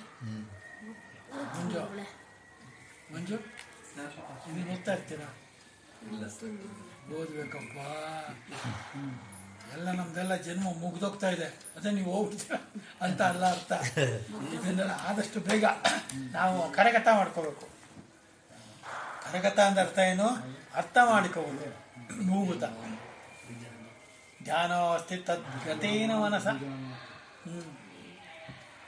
ಭಕ್ತಿಯಿಂದ ನಾನು ಎಷ್ಟು ಮತ್ತು ಯಾವನು ಆಗಿರುವೆನೋ ಆ ನನ್ನನ್ನು ತತ್ವದಿಂದ ಗುರುತಿಸುತ್ತಾನೆ. ತತ್ವದಿಂದ ಅಂದ್ರೆ ಏನರ್ಥ? ತತ್ವದಿಂದ ಅದು ಏನರ್ಥ? ನಾನೇ ಅದು. ಊರ್ಧ್ವ ಮೂಲಂ ಅಧಃಶಾಖಂ ಅಶ್ವತ್ಥಂ ಪ್ರಾಹುರವ್ಯಯಂ. ಜಗತ್ತಿನಲ್ಲಿ ನಿಮ್ಮ ಕಣ್ಣಿಗೆ ಕಾಣುವ, ಕಿವಿಗೆ ಕೇಳುವ, ಮುಸುವ ಮುಟ್ಟುವ ಪ್ರತಿಯೊಂದು ಕೂಡ ಪರಮಾತ್ಮನೇ ಅಂತ ಭಾವಿಸೋದು. ತತ್ವತಃ ಅಂದ್ರೆ ತತ್ತಂದ್ರೇನು? ಅದು ಅದು ತತ್ತಂದ ಅದು ಅದಕ್ಕೆ ಅದಿದೆಯಲ್ಲ, ಅದು ಎಲ್ಲದಕ್ಕೂ ಮೂಲವಾಗಿದೆ. ಅದಿಲ್ಲದೆ ಇದ್ರೆ ಯಾವುದು ಇರೋದೇ ಇಲ್ಲ, ಅಸ್ತಿತ್ವವೇ ಇಲ್ಲ ಅಂತ ಬಲವಾಗಿ ನಂಬುವುದು ಅಂದ್ರೆ ಪರೀಕ್ಷೆ ಮಾಡಿ ನಂಬುವುದು, ಸುಮ್ಮನೆ ಅಲ್ಲ. ಅದು ತತ್ವತಃ ನನ್ನನ್ನು ತಿಳಿಯುವುದು ಅಲ್ವಾ? ತದ್ವಿದ್ಧಿ ಪ್ರಣಿಪಾತೇನ ಪರಿಪ್ರಶ್ನೆಯ ಸೇವೆ. ಆಮೇಲೆ ಉಪದೇಕ್ಷಿತತೆ ಜ್ಞಾನ ಜ್ಞಾನಿನ ತತ್ವದರ್ಶನ. ತತ್ವದರ್ಶನ ಗೊತ್ತಿದ್ದವನು ಇದನ್ನು ಹೇಳ್ತಾನೆ. ಯಾರಿಗೆ ಹೇಳ್ತಾನೆ? ಗೊತ್ತಿಲ್ಲದೆ ಇರೋದು. ಅದರಿಂದ ನನ್ನನ್ನು ತತ್ವದಿಂದ ಅರಿತುಕೊಂಡು ಆ ಅನಂತರದಲ್ಲಿಯೇ ಪ್ರವೇಶಿಸುತ್ತಾನೆ. ಅರ್ಥ ಆಯ್ತಲ್ಲ? ಈಗ ಬಾಗಲ್ ತೆಗೆದಿದ್ರೆ ಒಳಗೋಗ್ಬೋದು, ಬೀಗ ಹಾಕಿದ್ರೆ ಬೀಗಕ್ಕೆ ಬೇಕು. ಯಾರ ಹತ್ರ ಬೀಗದ ಕೈ ಅವ್ರು ತಿಳ್ಸ್ಕೊಂಬರ್ಬೇಕು. ಆ ಬೀಗದ ಕೈ ಇಸ್ಕೊಂಬರೋ ಜಾಗ ಇದೆಯಲ್ಲ, ಅದು ಗುರುಸ್ಥಾನ. ಆವಾಗ ಗುರುಗಳು ಹೇಳ್ತಾರೆ, ಸ್ವಲ್ಪ ನಿಂತಿರಿ, ಈ ಮನೆ ಬೀಗದಕೆಲ್ಲ ನನಗೆ ಗೊತ್ತಿದೆ, ನಾನು ಕರೆಕ್ಟಾಗಿ ತೆಗೆದು ಬಾಗ ತೆಗಿತೀನಿ, ಒಳಗೋಗಿ. ಹೌದಾ? ಅವಾಗ ಸುಲಭವಾಗಿ ಹೊರಟಾಗ್ತಾನೆ. ಯಾರು? ಭಕ್ತ. ಶಿಷ್ಯ ಅನ್ಬಾರ್ದು ಅವಾಗ. ಅವಾಗ ಅವನು ಪರಾಭಕ್ತಿ ಉಳ್ಳಂತಹ ಭಕ್ತ. ಗುರು ನಿಂತೇ ಇರ್ತಾನೆ ಬಾಗಿಲಲ್ಲಿ, ಇವನು ಒಳಗಡೆ ಹೋಗ್ತಾನೆ ಅಲ್ವಾ? ಅಲ್ಲ, ಈ ಥರ ಸುಮ್ಮನೆ ಇಮ್ಯಾಜಿನ್ ಮಾಡ್ಕೊಳ್ಳಿ. ಆದ್ರೆ ಅದಕ್ಕೆ ತಕ್ಕದಲ್ಲಿ ಸಾಧನೆ ಮಾಡಿರ್ಬೇಕಲ್ಲ ಅವನು. ಮಾಡಿಲ್ಲದೆ ಇದ್ರೆ ಗುರು ಬಾಗಿಲು ಬರೋದೇ ಇಲ್ಲ. ಗುರುನೇ ಅಲ್ಲ, ಬೀಗ ಬೀಗಕ್ಕೆರಡು ಸಿಗಲ್ಲ ಅಂದ್ರೆ ಗುರು ಸಿಗಲ್ಲ ಅಲ್ವಾ? ಇನ್ ಕೆಲವರಿಗೆ ಗುರು ಸಿಗ್ತಾನೆ, ಗುರುಗೆ ತೆಗೆದು ಬರಲ್ಲ ಬೀಗ. ಅವಾಗ ಎಲ್ಲ ಪ್ರಾಬಬಿಲಿಟೀಸು ನೋಡ್ಬೇಕು ಮನೆ ಅಲ್ಲ, ಎಲ್ಲ ನೋಡ್ಬೇಕು. ಜಗತ್ತಿನಲ್ಲಿ ನೀವುಗಳು ಕೂಡ ಎಷ್ಟು ಪ್ರವಚನಗಳಿಗೆ ಹೋಗಿದ್ದೀರಾ, ಎಷ್ಟನ್ನು ಉಪದೇಶಗಳನ್ನು ಕೇಳಿದ್ದೀರಾ. ಅದರಿಂದ ಉಪದೇಶ ಕೇಳಿದ್ರೆ ಯಾರ್ದೋ ಏನೋ ನಮ್ಗೇನೋ ಆಗ್ಬಿಡುತ್ತೆ. ಏನು ಆಗಬೇಕಾದ್ದೇನಿಲ್ಲ, ಆಗುವುದೇನೂ ಇಲ್ಲ. ಇಲ್ಲಿ ಯಾವುದೋ ಆಗುವುದಿಲ್ಲ, ಆಗುವಂತೆ ಕಾಣುತ್ತದೆ, ಆಗದೇ ಇರುವಂತೆ ಕಾಣುತ್ತದೆ. ಜ್ಞಾನ ಅಜ್ಞಾನ ಎರಡೇ ಇರೋದು. ಜ್ಞಾನೇನಾವೃತ ಅಜ್ಞಾನೇನಾವೃತ ಜ್ಞಾನ ತೇನ ಮುಹ್ಯಂತಿ ಜಂತ. ಮೋಹ ಇದೆಯಲ್ಲ, ಹೋಗೋದಿಲ್ಲ ಈ ಪ್ರಪಂಚದ್ದು ಅಂತ ಹೇಳ್ತಾರೆ. ಯಾಕೆ ಹೋಗಲ್ಲ? ಜನ್ಮ ಜನ್ಮಾಂತರದ ಕರ್ಮ ಅಲ್ಲೊಮ್ಮೆ ಕರ್ಮ ಸವಿಬೇಕಲ್ಲ. ಮನ್ಲಿ ಹಿರಿಯರು ಹೇಳ್ತಾ ಇರ್ತಾರೆ, ಇದೊಂದು ಪ್ರಾಬ್ದ ಹೋಗೋದೇ ಇಲ್ಲ ಅಂತ. ನನ್ನ ಫ್ರೆಂಡ್ ಒಬ್ಬರು ವಾದ್ಯರಾಜ್ ಅಂತಿದ್ರು, ಇವ್ರಿಗೆ ಗೊತ್ತು. ಇವರ ಫ್ಯಾಕ್ಟ್ರಿ ಬಿಟ್ಟವರು ಯಾವಾಗ ಮನೆಗೆ ಹೋದ್ರೂ ಅದೊಂದು ಬಾಗಿಲು ಅರ್ಧ ತೆಗ್ದಿರೋರು. ಕರೆಕ್ಟಾಗಿ ಗೇಟ್ ನಾವು ತೆಗಿಯುವಾಗ ಅವರು ಕಿಟಕಿ ಕಾಣೋದವ್ರಿಗೆ. ಮಲಗಿರೋರು ಮಲಗಿದ ಕಡೆನೆ. ಯಾರು ಎಷ್ಟು ದಿವಸ ಮಲಗಿರ್ಬೋದು ಮಂಜು ಮಣಿ? 50 ವರ್ಷ ಮಲಗಿದ್ರು ಮಲಗಿದ ಕಡೆ. ಅವ್ರಿಗೆ 107, 108 ಆದಾಗ ಅವ್ರು ಎಷ್ಟು ಇದಾಗಿದ್ರು ಕಾಶಸ್ ತೆಗೆದ್ರೆ. ಹಾಗೆ ಹೋಗ್ತಾ ಇದ್ದಾನೆ ನೋಡು ರಮೇಶ, ನಾನು ನೋಡೇ ಇಲ್ಲ ಅವರು. ನಾನು ಅವ್ರು ನೋಡ್ಕೊಂಡು ಚೆನ್ನಾಗಿದ್ದಾರೆ ಮಾತಾಡ್ತೀನಿ. ಏನು ಈ ಕಡೆ ಹೋಗಲ್ಲ ಇರಲ್ಲ ಆ ಥರ ವೇದಾಂತ ಹೇಳೋದು. ಅವರು ಇಲ್ಲ, ಅವ್ರ ಮಕ್ಕಳು ಎಲ್ಲ ಎಲ್ಲ ಸವಾಲು ಕೊಟ್ಟೋದು. ನಾನಿದ್ದೀನಿ ಅಷ್ಟೇ. ಅಂದರೆ ಯಾಕೆ ಹೇಳಕ್ಕೆ ಬಂದೆ ಇದನ್ನು ಅಂದರೆ, ಯಾವುದೋ ಕರ್ಮಕ್ಕೆ ಮಲಗಿರುವುದೇ ಕರ್ಮ. ಸುಮ್ಮನೆ ಮಲಗಿರೋದು. ಏನು ಮಾಡೋದು? ಸಾಯೋಣ ಅಂದರೆ ಅವ್ರಿಗೆ ಸ್ವಂತ ಹೋಗಿ ಮಾತ್ರ ಗೀತ ತೊಗೊಂಡು ನುಂಗಿ ಸಾಯಕ್ಕೆ ಆತ್ಮಹತ್ಯೆ ಮಾಡ್ಕೊಳಕ್ಕೆ ಆಗಲ್ಲ. ಬೇರೆಯವರು ತಂದು ಕೊಡೋಲ್ಲ. ನಾನು ಇವನ್ನ ಕೇಳೋ ದಿವಸ ಒಂದು ಎಲ್ಲ ಅಪರೂಪಕ್ಕೆ ಸಿಕ್ಕಿದಾಗ, ಏನೇ ಹೇಗಿದ್ರೆ ತಾತ ಯಥಾ ಪ್ರಕಾರ ಅನ್ನೋನು ನನ್ನ ಫ್ರೆಂಡು. ಅವನಿದಾನೆ ಇಲ್ಲೇ ಎಲ್ಲೋ ಇದು ಮಾಡ್ಕೊಂಡು ಹೀಗೆ ನಡೀತಾ ಇರುತ್ತೆ. ಒಂದೊಂದು ಮನೇಲಿ ಒಬ್ರು ಇರ್ತಾರೆ, ಹೋಗ್ತಾರೆ, ಮಾಡ್ತಾರೆ. ನಾವು ಅವ್ರಿಗೆ ಮನೆಗೆ ಹೋಗ್ಬೇಕಾದಿಲ್ಲ. ನಮ್ಮ ಮನೆಗಳಲ್ಲೇ ನೋಡಿದ್ರು ಎಷ್ಟೊಂದು ಜನ ನಮ್ಮನೇಲಿ ಲೆಕ್ಕ ಹಾಕೋರು ಬೇಕಾದ ಜನ ಹೋಗ್ತಾರೆ. ನಾನಿನ್ನೂ ಇದ್ದೀವಿ. ಆದರೆ ಏನು ಮಾಡೋಕ್ಕಾಗಲ್ಲ. ಅವರು ಸದ್ಯ 90 ವರ್ಷ ಬದುಕಿದ ಮಣಿ ಹೆದರಿಕೆ ಆಗತ್ತಲ್ವಾ ಮತ್ತೆ. ಅದರಿಂದ ಅವೆಲ್ಲ ಆಗದೆ ಏನೋ ಮನೆ ಮಾತ್ರ ಓಡಾಡ್ಕೊಂಡಿದ್ರೆ ಒಂಥರ ಏನು ರಮೇಶ್ ಹಾಕಿ ತಿನ್ಕೊಂಡು ಅಂದರೆ ಉಪಜಾತಿ ಖಾರ ಜಾತಿ ಇಷ್ಟು ಎತ್ಕೂಡ್ದು. ಅಂದರೆ ಎತ್ಕೂಡ್ದು ಅಂದರೆ ಮನಸ್ಸಲ್ಲಿ ವಿಕಾರನೇ ಇಟ್ಕೊಡ್ತು. ಬಹಳ ಕಷ್ಟ ಅದು ಎಂಟಿ ಮಾಡಿದ್ದು ಒಪ್ಕೊಂಡು ಸದಾಕಾಲ ತಿನ್ಕಾತಿಯೇ ಬೇರೆ ದಾರಿ ಇದೆ. ಬೇರೆ ಬೇರೆ ಇದೆ ಸುಗಿ. ನಮ್ಮಲ್ಲೇನೆ ಎಲ್ಲ ಥರನೂ ಪ್ರಯತ್ನಗಳು ಮಾಡ್ತಾ ಇರ್ತಾರೆ. ನಿಮ್ಗೇನು ಬೇಕು ಗಡಿ ಅಂತ ನಾವು ನಂಗೇನು ಕೊಡಪ್ಪ ಅಂತ ನಾವು ಅವನು ಅವಾಗ ಬೇರೆ ಏನೋ ತರ್ಸ್ಕೊತಾರೆ ಅವರು. ಅದೆಲ್ಲ ನಮಗಾಗಲ್ಲ. ನಮಗೊಬ್ರು ಬೇಕಾದ ನಮ್ಮ ಆಯ್ತು ಏನು ಸುಮ್ಮನೆ ಬಿದ್ದಿಲ್ಲ ಮುಂದಕ್ಕೆ ಆಗೋತಾ ಭಾಷಾರ್ಥ ಹೇಳಿಪ್ಪ. ಆಮೇಲೆ ಈ ಜ್ಞಾನ ರೂಪವಾದ ಭಕ್ತಿಯಿಂದ ನನ್ನನ್ನು ಗುರುತಿಸುತ್ತಾನೆ. ಆಹಾ, ಉಪಾಧಿಯಿಂದ ಆಗಿರುವ ಬೇರೆ ಬೇರೆಯ ವಿಭೂತಿಗಳಿಂದ ನಾನು ಎಷ್ಟರ ಮಟ್ಟಿನವನಾಗಿರುವೆನೋ. ಜ್ಞಾನ ರೂಪವಾದ ಭಕ್ತಿ ಅಂದರೆ ಇನ್ನೊಂದು ಭಕ್ತಿ ಇದೆ ಅಂತ ಆಯ್ತು ಅಲ್ವಾ? ಯಾವುದದು? ಅಜ್ಞಾನ ರೂಪವಾದ ಭಕ್ತಿ. ಹೌದಾ ಮುಂಜು? ಅಜ್ಞಾನ ರೂಪವಾದ ಭಕ್ತಿ ಯಾವುದು? ಫಲಾಪೇಕ್ಷೆ ಇರೋ ಭಕ್ತಿ. ನಮ್ಗೆ ಅದು ಬೇಕೋ ಇದು ಬೇಕೋ, ದಿವಸ ಪೂಜೆ ಮಾಡೋದು, ಆಮೇಲೆ ಲಲ್ತು ಹೇಳ್ಬಿಟ್ಟು ಬತ್ತಿಗಳೆಲ್ಲ ತರಿಸಿ ಇಡೋದು ಮಾಡೋದು, ಇದೆಲ್ಲ ಎಂದಾರು ಒಂದು ದಿವಸ ಮುಂಚೆ ಒದ್ದೇ ದಿನ ಏನು ಗತಿ? ಏನಾರು ಮಾಡ್ಬಿಟ್ರೆ ನಮ್ಗೆ ಅವನು ಅಲ್ಲ, ಏನಾರು ನಾವು ಮಾಡೋನು ಅವನು ಯಾಕೆ ದೇವರಾಗ್ತಾನೆ? ನನ್ನ ಪ್ರಶ್ನೆ. ಆದ್ದರಿಂದ ಜ್ಞಾನದಿಂದ ಅಂದರೆ ಎಲ್ಲರನ್ನೂ ಸಮಾನವಾಗಿ ನೋಡುವ ಏಕಭಾವ ಇರತಕ್ಕಂಥ ಪರಮಾತ್ಮನನ್ನು ಕುರಿತು ಚಿಂತೆ ಮಾಡ್ತಿದ್ದೀರಿ, ಅದು ಪರಾಭಕ್ತಿ ಅಲ್ವಾ?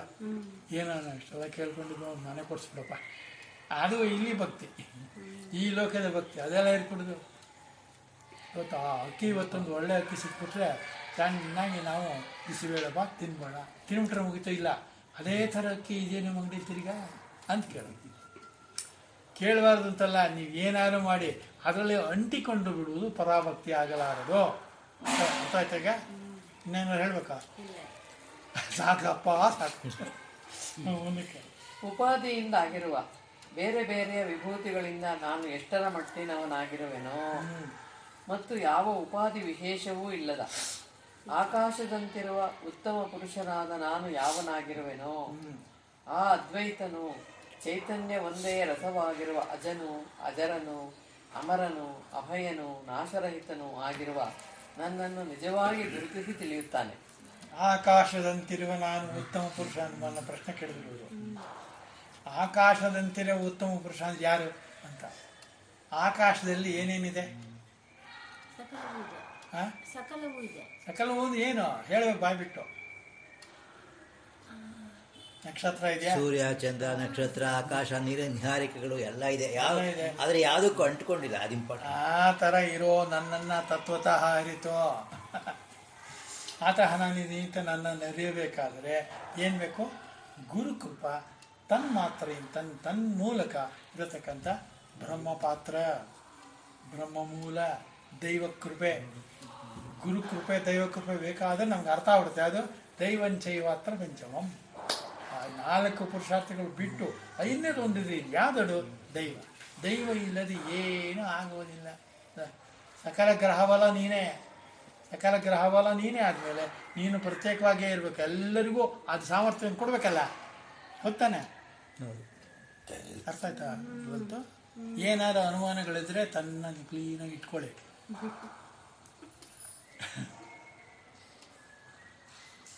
ಆಮೇಲೆ ಅದರಿಂದ ಅಂದರೆ ಭಕ್ತಿಯಿಂದ ನನ್ನನ್ನು ಹೀಗೆ ನಿಜವಾಗಿ ಅರಿತುಕೊಂಡು ಅದರ ಅನಂತರದಲ್ಲಿ ನನ್ನನ್ನೇ ಸೇರುತ್ತಾನೆ. ಅಂದರೆ ಸೋಪಾಧಿಕ ರೂಪದಿಂದಲೂ ನಿರುಪಾಧಿಕ ರೂಪದಿಂದಲೂ ಪರಭಕ್ತಿಯಿಂದಲೇ ಅರಿತುಕೊಳ್ಳುತ್ತಾನೆ. ನಿರುಪಾಧಿಕ ಇರಲಿ, ಉಪಾಧಿ ಇರಲಿ, ನೀನು ಉಪಾಧಿ ಇಲ್ಲದೇ ಇರಲಿ. ಅಂದರೆ ಸಾಧನೆ ಈ ರೀತಿ ಪ್ರಾರ್ಥನೆ ಅದು ಇದು ಧ್ಯಾನ ಗೀನ ಮಾಡಲಿಯೂ ಮಾಡದೇ ಇರಲಿ, ಆದರೆ ನನಗೆ ಜ್ಞಾನ ಇದ್ದಿದ್ದರೆ ಮಾತ್ರ ಸೀದಾ ಹೊರಟೋಗ್ತಾನೆ. ನಿರುಪಾಧಿಕ ಸಾಧನೆ ಅಲ್ಲ, ಸೋಪಾಧಿಕ ಅಂದರೆ ಉಪಾಧಿಯ ಸಮೇತವಾಗಿ ತಿಳ್ಕೋಬೇಕು. ಇಲ್ಲೇ ಅಂದರೆ ಪರ ಅಪರ ಎರಡನ್ನೂ ಚೆನ್ನಾಗಿ ತಿಳಿದುಕೊಂಡಿರಬೇಕು. ಯಾರೋ ಜ್ಞಾನಿಯಾದವನು, ಬ್ರಹ್ಮಜ್ಞಾನಿಯಾದವನು, ಆತ್ಮಜ್ಞಾನಿಯಾದವನು ವಿಶೇಷವಾಗಿ ಲಂಚನ ಇಟ್ಕೋಬೇಕಾಗಿಲ್ಲ. ಒಳ್ಳೆ ಸಿಲ್ಕಿ ಇದಪ್ಪ ಇದನ್ನೇ ಇಟ್ಕೋಬೇಕಾಗಿರಲಿಲ್ಲ. ಏನಿಲ್ಲ, ನೀವು ತಿಳಿದಾಗ್ತಾರೆ. ಹೌದಾ? ಮುನ್ನೆ ಏನು ನನಗೆ ಬೇಕೋ ಬೇಡವೋ ಇದು ಯೋಚನೆ ಮಾಡಬೇಕು ರಮೇಶ್ ಅಲ್ಲ? ಬ್ರಹ್ಮಜ್ಞಾನ ಬೇಕೋ ಬೇಡವಾ? ಅಲ್ಲ ನೀವು ಬೇಕು ಅಂದ್ರೆ ಬ್ಯಾಡ ಅಂದ್ರೆ ಬ್ಯಾಡ. ಆಗಲೇ ಆಗಿ ಗೊತ್ತಾಗಬೇಕಷ್ಟೆ. ನೀವು ಅದರೊಳಗೆ ಇರೋದು. ಬ್ರಹ್ಮ ಜ್ಞಾನ ಇಲ್ಲದೆ ಬ್ರಹ್ಮನಿಲ್ಲದೆ ಈ ಶರೀರ ನಡೆಯೋದು, ಈ ಗಾಳಿ ಬೀಸೋದು, ಆಕಾಶವು ತೋರೋದು, ಕಿವಿಯು ಕೇಳೋದು. ಬ್ರಹ್ಮ ಭೂಯಾಯ ಕಲ್ಪತೆ. ಅದಕ್ಕೆ ನಾನು ಸಮರ್ಥನಾಗಬೇಕಾದ್ರೆ ಇದೆಲ್ಲ ಇರಬೇಕು. ಅಹಂಕಾರಂ ಬಲಂ ದರ್ಪಂ ಕಾಮಂ ಕ್ರೋಧಂ ಪರಿಗ್ರಹಂ ನಿರ್ಮಮ ಶಾಂತವು ಬ್ರಹ್ಮ ಭೂಯಾಯ ಕಲ್ಪತೆ. ಆ ಶ್ಲೋಕ ಇದೆಯಲ್ಲ ಘಟ ಮಾಡಿ. ಈಗ ನಾನು ಹೇಳಿ ಸರಿಯಾಗಿತ್ತ ಶ್ಲೋಕ? ಅಷ್ಟೇ. ಅದು ನೀವು ಘಟ ಮಾಡಿ. ಮರೆಯುವ ಮೊದಲು ನಾನು ಮರೆಯುವ ಮೊದಲು. ಅದರಿಂದ ನಾನು ನೀವು ಅನ್ನೋದು ನಾವು ಆಗಬೇಕು, ನಾವು ಅನ್ನುವುದು ಸರ್ವ ಆಗಬೇಕು. ಹೇಳಿಪ್ಪ.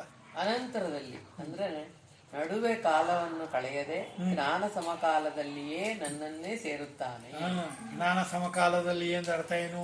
ಜ್ಞಾನವನ್ನು ಅರಿತ ಕ್ಷಣವೇ ಒಂದು ಆ ಕಡೆ ಈ ಕಡೆ ಇದೇ ಇಲ್ಲ. ಗೋಡೆ ಬಿದ್ದೋಯ್ತು ಅನ್ನೋದು, ಗೋಡೆ ಯಾವಾಗ ಬೀಳುತ್ತೆ? ಗೋಡೆ ಇರುವಾಗಲೇ ಬೀಳಬೇಕು. ಗೋಡೆ ಇಲ್ಲದೆ ಇರೋ ಗೋಡೆನೇ ಇಲ್ಲ, ಬೀಳೋದೇ ಅನ್ನಿಸ್ತು.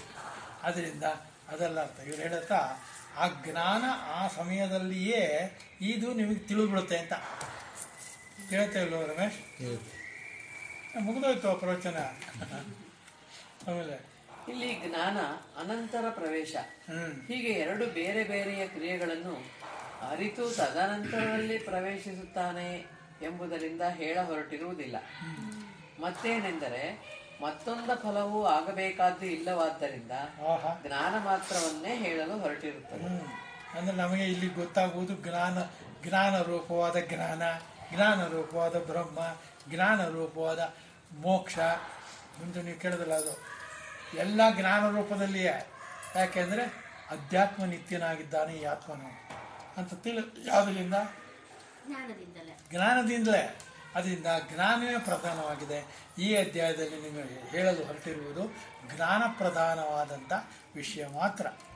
ಬ್ರಹ್ಮವು ಕೂಡ ಜ್ಞಾನವೇ ಅಲ್ಲ. ಸತ್ಯಂ ಜ್ಞಾನಂ ಅನಂತಂ ಬ್ರಹ್ಮ. ಆದ್ದರಿಂದ ಸ್ವಲ್ಪ ಮುಖ್ಯಸ್ಥ ಧರ್ಮಸ್ಯ ತ್ರಾಯತೆ ಮಹತೋಭಯ. ಸ್ವಲ್ಪ ಧರ್ಮವನ್ನು ನೀವು ಧಾರಣೆ ಮಾಡುವುದಾದರೆ ತ್ರಾಯತೆ ಮಹತೋಭಯ. ಮೋಕ್ಷ ಕೂಡ ನನಗೆ ಬೇಡ ಅಂದ್ಬಿಡ್ತೀರ. ಯಾಕೆ ಅಂದರೆ ಸಾವಿಲ್ಲ ಅಂತ ಗೊತ್ತಾಗ್ಬಿಡುತ್ತೆ. ಹೇಗೆ ಗೊತ್ತಾಗತ್ತೆ?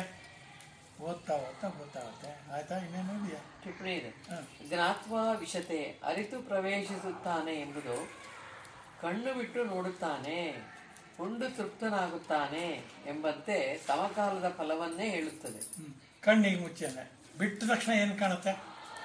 ಎಲ್ಲ ದೃಶ್ಯಗಳು ಕಾಣುತ್ತೆ. ಕಣ್ಣಿನ ಎದುರುಗಡೆ ಇರುವ ಎಲ್ಲ ದೃಶ್ಯಗಳು ಕಾಣುತ್ತಾ ಇಲ್ವಾ?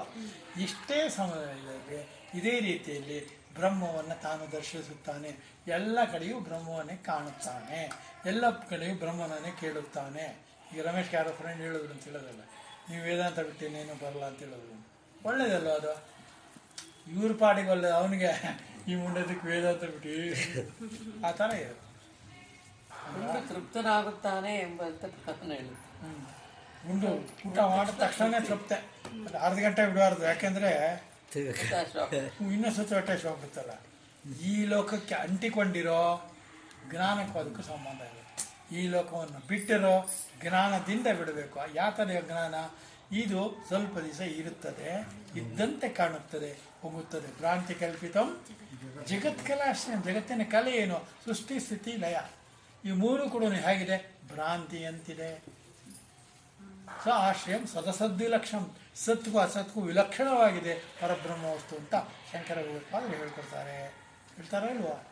ಅದನ್ನ ನಾವು ಇಡ್ಸಿದೀವಿ ಇಲ್ವಾ? ಏನ್ ಮಣಿ? ದೇವರು ಒಬ್ಬನೋ 28. ನೀವು ಪ್ರಶ್ನೆ ಹಾಕೊಳ್ಳಿ ಮಂಜು.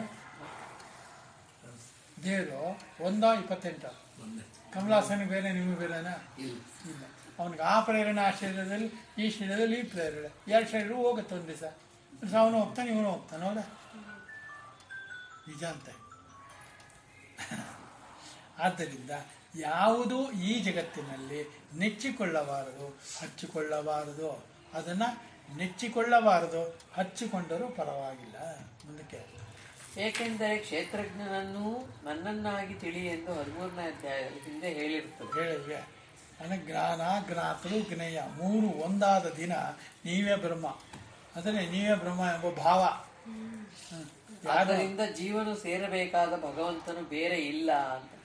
ಅಂದರೆ ಜೀವನು ಮನುಷ್ಯನಾಗಿ ಬೆಳೆದಾದ ಮೇಲೆ ಅವನು ಜೀವನದಲ್ಲಿ ಜೀವಂತವಾಗಿರುವಾಗಲೇ ಬ್ರಹ್ಮಭಾವ ಬಂದ್ಬಿಡುತ್ತೆ ಅವನಿಗೆ. ಜೀವನ್ಮುಕ್ತ ಭಾವ ಅದೇನೆ. ಆದ್ದರಿಂದ ನನ್ನ ಬಿಟ್ಟು ಬೇರೆ ಬ್ರಹ್ಮ ಯಾರೂ ಇಲ್ಲ. ನನ್ನ ಬಿಟ್ಟು ಅಂದರೆ ಬ್ರಹ್ಮನನ್ನು ಬಿಟ್ಟು ಬೇರೆ ಯಾರು ಏನೂ ಇಲ್ಲ. ಎಲ್ಲವೂ ಆಗುತ್ತದೆ, ಕಾಣುತ್ತದೆ, ಎಲ್ಲವೂ ಭಾಸವಾಗುತ್ತದೆ, ಭಾವವಾಗುತ್ತದೆ. ಆದರೆ ಇದು ನಿರ್ಭಾವದಿಂದ ಇರುತ್ತದೆ. ನಿರ್ಗುಣ, ನಿರಹಂಕಾರ, ನಿರಾಕಾರ. ಹೌದಾ? ನಿರ್ವಿಕಲ್ಪ ಸಮಾಧಿ. ಇದೇ ನಿರ್ವಿಕಲ್ಪ ಸಮಾಧಿ ಮಣಿ. ನಿರ್ವಿಕಲ್ಪ ಸಮಾಧಿ ಅಂತ ಯಾವತ್ತೋ ಒಂದು ಕೇಳಿದ್ದೀನಿ ಹಿಂದೆ, ಬಹಳ ಹಿಂದೆ. ವಿಕಲ್ಪ ಹೊಂದದೇ ಇರತಕ್ಕಂಥ ಯಾವುದಿದೆ ಆ ಕಲ್ಪನೆ ವಿಕಲ್ಪ. ಸವಿಕಲ್ಪ ಸಮಾಧಿ. ವಿಕಲ್ಪ ಅದೇ ನಿರ್ವಿಕಲ್ಪ. ಕರೆಕ್ಟ್ ಆಗಿದೆ. ಮುಂದಕ್ಕೆ ಜ್ಞಾನನಿಷ್ಠೆ ಎಂದರೇನು? ಅದು ಮುಂದಿನ ವಾರ ಮಾಡೋಣ. ಯಾಕಂದರೆ ತುಂಬ ಜನ ಬಂದಿಲ್ವಲ್ಲ. ಜ್ಞಾನನಿಷ್ಠೆಯಲ್ಲಿ ಯಾವ ಜ್ಞಾನನಿಷ್ಠೆ ಎಲ್ಲವನ್ನು ಮುಂದಿನ ವಾರ ಮಾಡಿದ್ರೆ ಇನ್ನೂ ಕೆಲವು ಜನಕ್ಕೆ ಗೊತ್ತಾಗುತ್ತೆ. ಎಲ್ಲರನ್ನು ಬಲವಂತ ಮಾಡಿ ಮಣಿ. ಈಗೇನು ಮಾಡೋಣ?